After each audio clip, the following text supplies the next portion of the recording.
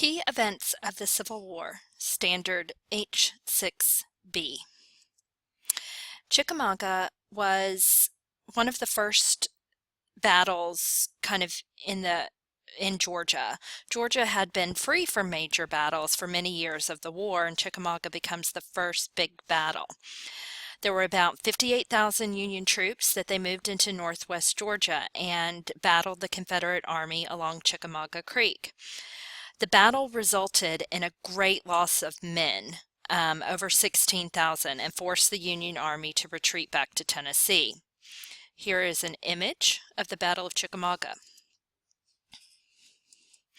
Now, the reason that the Union Army wanted to invade Chickamauga so greatly was for railroads. It was a railroad hub, and it was essential for the Union Army to cut off Confederate supply lines, and so they began this battle and this series of battles throughout Georgia in order to try to cut rail lines. Moving into Atlanta was William Tecumseh Sherman, and he began to move south from Tennessee to Atlanta, and all along the way they fought Confederate soldiers, leaving destruction and chaos. Once Sherman actually captures Atlanta in September of 1864, they set the city on fire. Here are his officers in Atlanta. Peachtree Street after Sherman, you can see much of the destruction here, where buildings were burnt down. Down here, more destruction. The destroyed railroad house, again, Sherman's Atlanta campaign was all about destroying the rail lines because the Union Army realizes if we can destroy the rail lines, we can cut off Confederate supplies. Atlanta also becomes the stage for Sherman's march to the sea. He begins marching in Atlanta all the way to Savannah, destroying towns, plantations, everything in his path.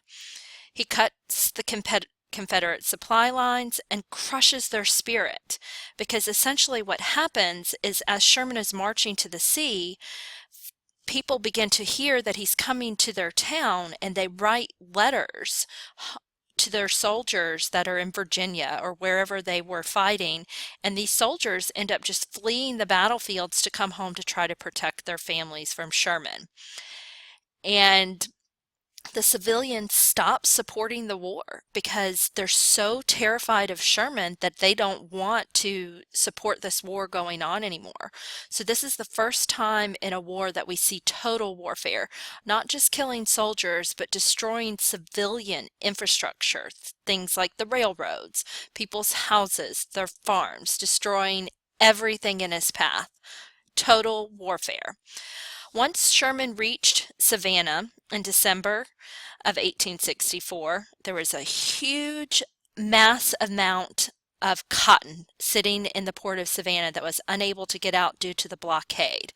And it was very valuable, and capturing the city of Savannah was a very valuable task that Sherman had reached. And so he gives the gift of Savannah to Abraham Lincoln as a Christmas gift in a letter. It's what he states: "I give the gift of Savannah to you, President Lincoln." Here you can see his path all the way from up here in Tennessee, and it takes multiple routes. And the reason it takes multiple routes is for more destruction, okay? Destroying the railroads. They would even take the rail ties and wrap them around trees, calling them Sherman's neckties. Now, during the war, both sides had prisoner of war camps. The North had them, the Union, the Confederacy, the South had them. The South's most notorious prisoner of war camp was in Andersonville, Georgia, and known as Andersonville, also called Fort Sumter. The prison was overcrowded. It was only expected to hold a few thousand men, but at times there were over 100,000 men. Many of them died of disease and starvation.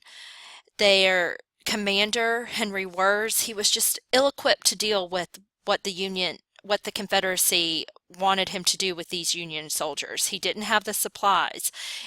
You have to think, the Confederacy didn't have the supplies to clothe and feed their troops why would they clothe and feed their soldiers? It just wasn't going to happen. There weren't enough supplies to go around. So Wirz was kind of put in between a rock and a hard place, being given command of this prison, yet not having everything he needed to run it appropriately. He was eventually captured and executed.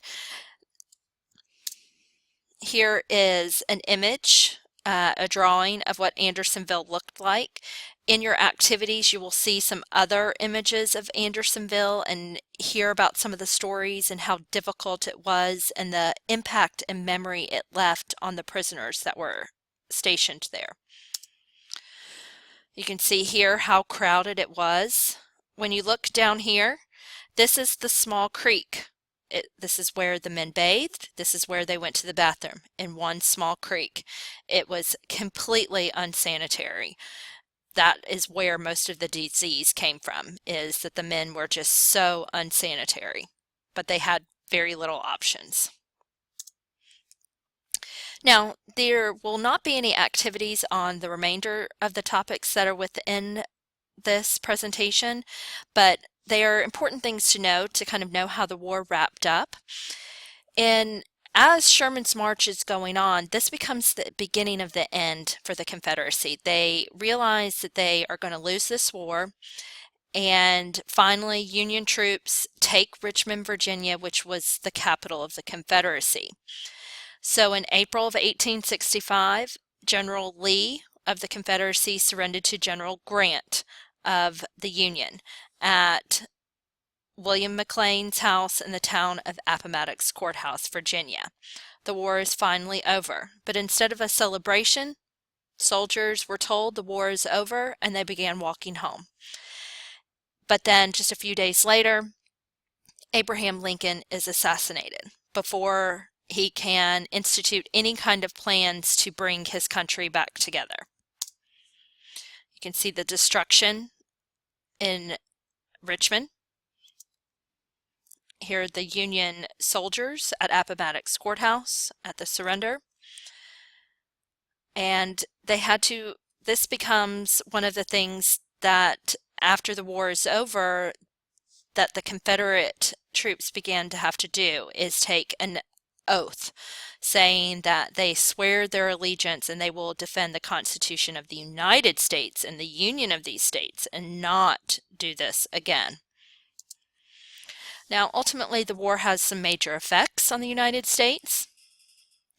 The effects were mostly positive in the north and western parts of the country, but in the south they were disastrous. The south is destroyed. It's in ruins. I mean, particularly Georgia, everything's been burned on Sherman's path. People are without money. They took all of their American currency, their U.S. currency, and put it into Confederate currency during the war. And so now that the war's over, that Confederate currency is worthless. It has no value whatsoever. And so these people are broke. They have no money. The war's been fought on Southern soil. Their homes, their railroads, everything has been destroyed and has to be rebuilt. And the South is bankrupt. Individuals don't have money. The southern states, they have no money either. And so they can't pay their war debts. They need help from the North to rebuild. And ultimately the North does have to step in and help the southern states rebuild. Now that you've watched the PowerPoint, you need to make sure you've gotten all your notes completed and begin completing your activities.